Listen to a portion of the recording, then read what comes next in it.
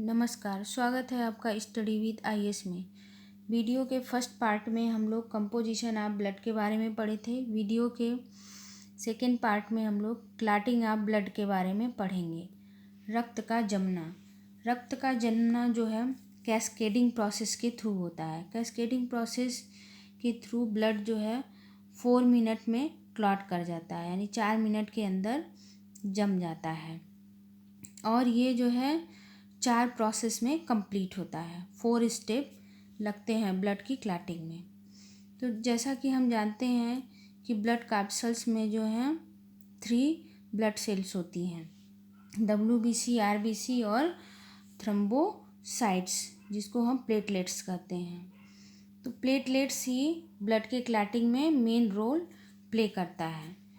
तो थ्रोम्बोसाइट्स और या प्लेटलेट्स जिसको कहते हैं, वो एयर से कंबाइंड होकर थ्रोम्बोप्लास्टिन में चेंज हो जाता है।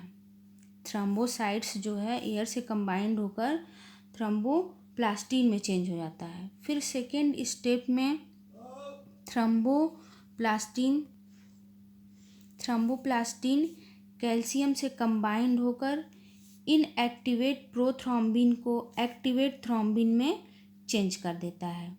यानी थ्रोम्बोप्लास्टिन जो है कैल्शियम से कंबाइंड होकर इसके कैल्शियम के साथ मिलकर प्रोथ्रोम्बिन जो कि निष्क्रिय होता है, इसको थ्रोम्बिन एक्टिवेट यानी एक्टिव फॉर्म में चेंज कर देता है, सक्रिय फॉर्म में चेंज कर देता है। फिर तीसरे स्टेप में जो एक्टिव थ्रोम्बिन है वो जो है फाइब्रिनोजन से कंबाइंड होकर फाइब्रिन में चेंज हो जाता है।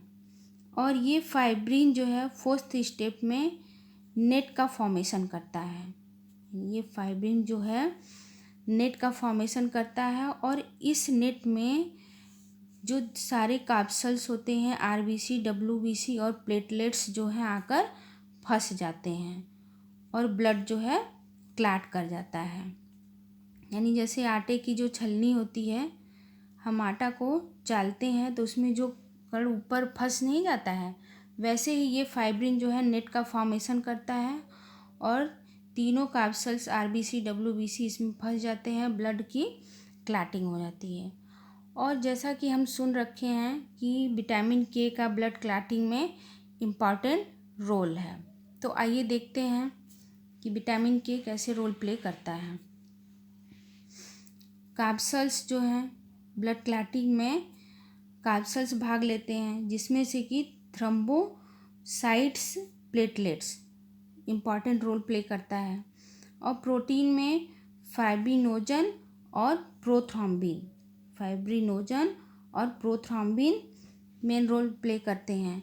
एलिमेंट में जो है कैल्शियम और विटामिन में विटामिन के।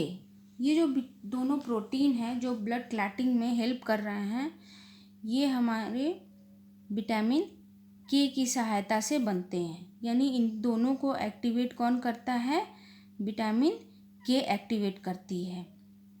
तो ये पांचों मिलकर थ्रोम्बोसाइट्स, फाइब्रिनोजन, प्रोथ्रोम्बिन, कैल्शियम और विटामिन के, ये पांचों मिलकर ब्लड को जो है क्लॉट कर देते हैं। यानी हमारे ब्लड में, हमारे बॉडी में कहीं भी ब्लीडिंग हो रही है तो ये पांचों मिलकर तुरंत ब्लड को क्लॉट करते हैं।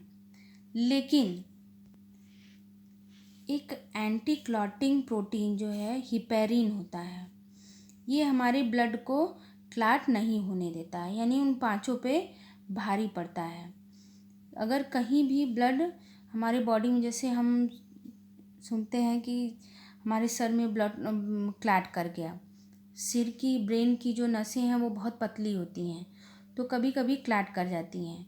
तो ये हिपेरिन जो है उनको क्लॉट होने से, ब्लड को क्लॉट होने से ब्रेन में रोकता है। लेकिन उन पांचों का कार्य है कि ब्लड को क्लॉट करते हैं, यानी thrombocytes, platelets, fibrinogen, prothrombin, calcium और विटामिन के। तो इन पांचों को ब्लड क्लॉटिंग से ये हिपेरिन जो है रोकता है। तो फिर ब्लड क्लॉट कैसे करता है? और इन तीनों का फॉर्मेशन जो है लीवर में होता है, फाइब्रिनोजन का, प्रोथ्रोम्बिन का और हिपेरिन, तीनों प्रोटीन का जो फॉर्मेशन है लीवर में होता है। फाइब्रिनोजन, प्रोथ्रोम्बिन जो है क्लॉटिंग में हेल्प करती हैं, हिपेरिन जो है एंटी क्लॉटिंग प्रोटीन है। तो ये पांचों मिलकर कैसे क्लॉट करते हैं, कहीं भी अगर हमारी बॉडी में ब्लीडिंग हो रही है, ये हिपेरिन की क्या क्वालिटी है कि जैसे ही एयर के कांटेक्ट में आता है, हवा के कांटेक्ट में आता है, ये इनएक्टिव हो जाता है, यानी ड्राई हो जाता है, सूख जाता है।